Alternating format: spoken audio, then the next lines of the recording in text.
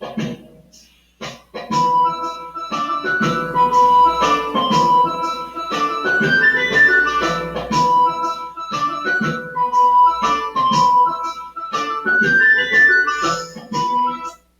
dia, boa tarde, boa noite, galerinha minha. Tudo bem com vocês?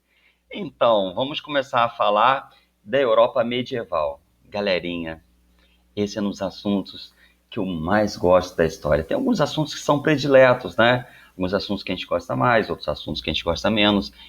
E eu amo a Idade Média.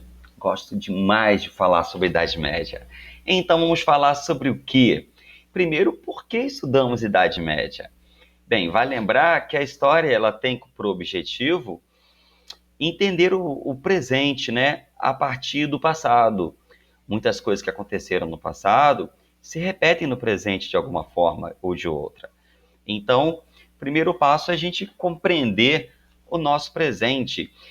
Mas, tio Lelê, o que acontece da Idade Média aqui? O que se repete? Pois é, galerinha minha. Muitas questões. A igreja, por exemplo, a igreja católica ainda existe. Existem alas, partes da igreja católica apostólica românica, ou romana, que são lá da Idade Média. E no campo do direito, até da medicina, da matemática, enfim, são muitos elementos. Hoje, mais aprimorados, né, como instrumentos agrícolas, né? Vale lembrar que na Europa ainda nós temos monarquias, então são resquícios da Idade Média. Vamos lá então, vamos para a prática. Bem, Idade Média ou Idade das Trevas? Bem, quem contou sobre isso, quem definiu isso, foram intelectuais lá do século XVIII, do século XIX, assuntos que vocês irão estudar ano que vem. Mas eles olharam para trás e pensaram: tudo que era para trás foi ultrapassado, tudo que era para trás foi ruim, negativo, atrasado. Então eles entenderam que esse longo período, que foi quase 1000 anos, eles batizaram de Idade das Trevas. Bem, então nós temos aqui uma linha do tempo. Observe que a Idade Média ela se divide em duas partes: a Alta Idade Média e a Baixa Idade Média.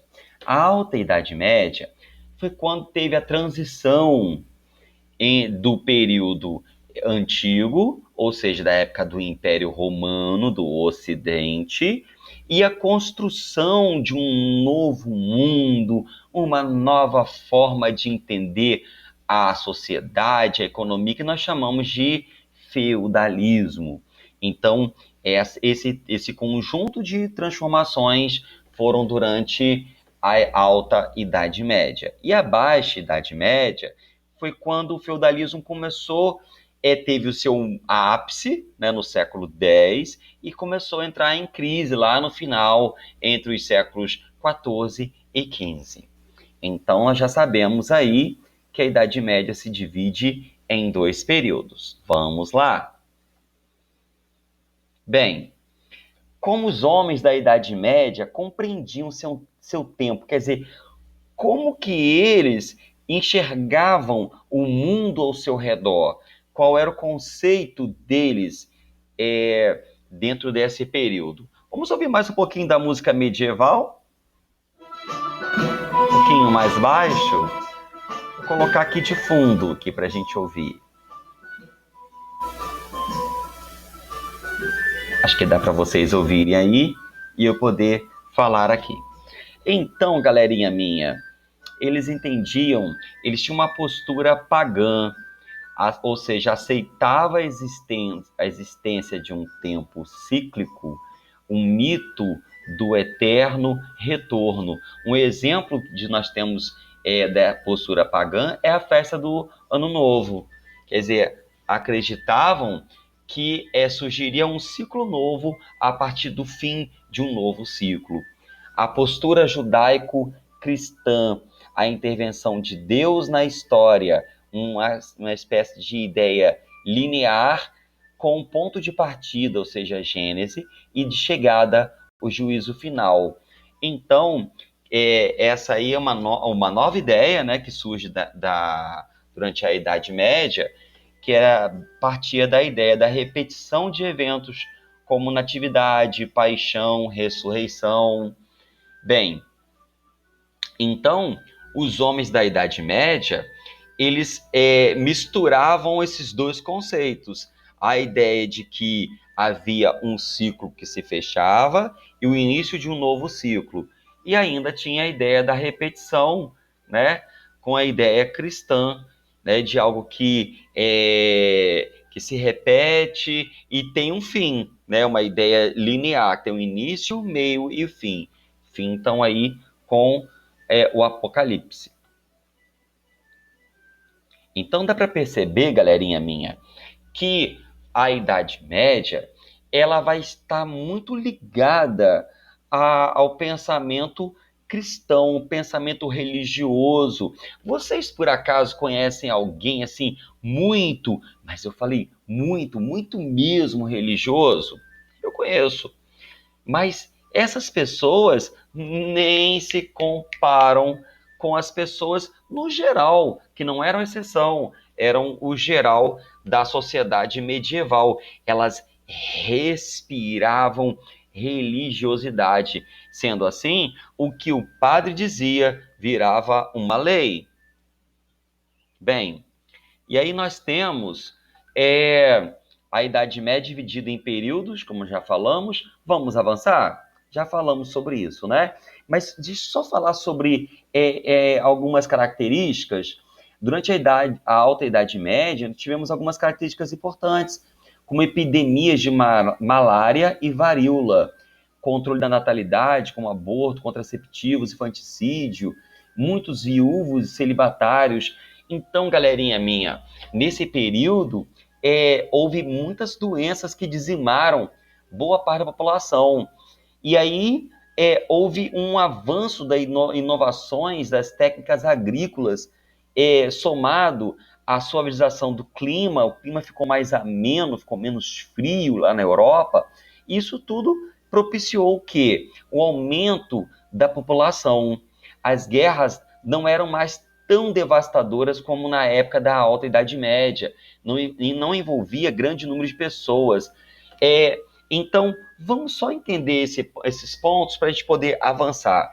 Então, na Alta Idade Média, muitas doenças, muitas guerras e invasões de povos bárbaros fizeram com que a população descesse, tivesse um alto índice de mortalidade. Quando esses elementos todos diminuíram e eles tiveram um grande avanço tecnológico, nós vamos falar sobre isso lá na frente, houve um aumento da produção de alimentos e diminuiu, então, a fome. A fome diminuindo, morriam menos crianças de desnutrição, de subnutrição. Então, se na Alta Idade Média houve um alto índice de natalidade, se nasciam muitas crianças, mas morriam muitas crianças, agora na Baixa Idade Média, nasciam muitas crianças, mas não morriam muito. Então, isso propiciou um aumento demográfico. Vamos ter que avançar rápido, porque nós temos muito ainda que falar. A formação da Europa medieval, nós já falamos sobre isso, né? Sobre a crise do Império Romano, esvaziamento das cidades. Então, houve um processo de ruralização. As pessoas começaram a ir para o campo, cultivando, então, alimentos. Então, tudo estava ligado agora ao campo.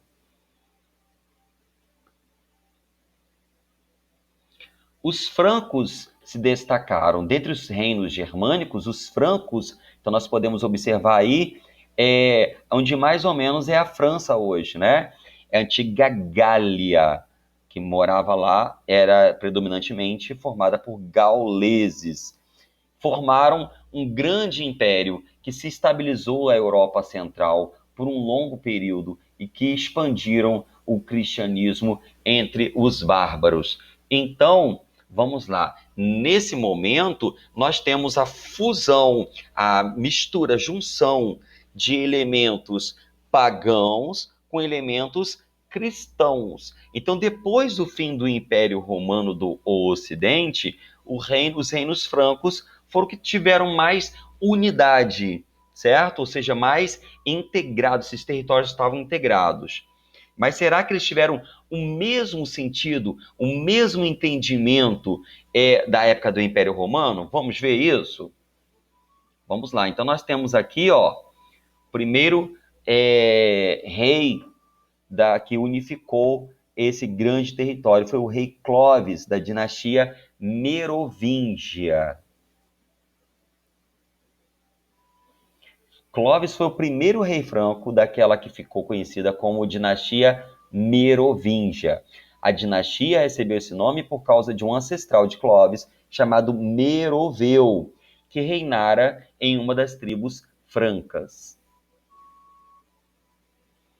Clovis estabeleceu a capital do seu reino em uma antiga cidade romana chamada Lutetia Parisiorum, ou seja, o que mais tarde virou Paris. Converteu-se ao catolicismo em 496 e, com a ajuda da Igreja Católica, organizou o seu reino enquanto conquistava mais terras. As características principais da dinastia Merovingia. Os francos não tinham noção de Estado. Eles entendiam o poder e o reino como propriedades particulares do soberano. Foi marcada por desordem, violência, assassinatos e traições constantes, enfraquecendo a autoridade do rei. Criação do cargo de prefeito do palácio ou mordomo do paço, membro da aristocracia que cuidava da administração do reino.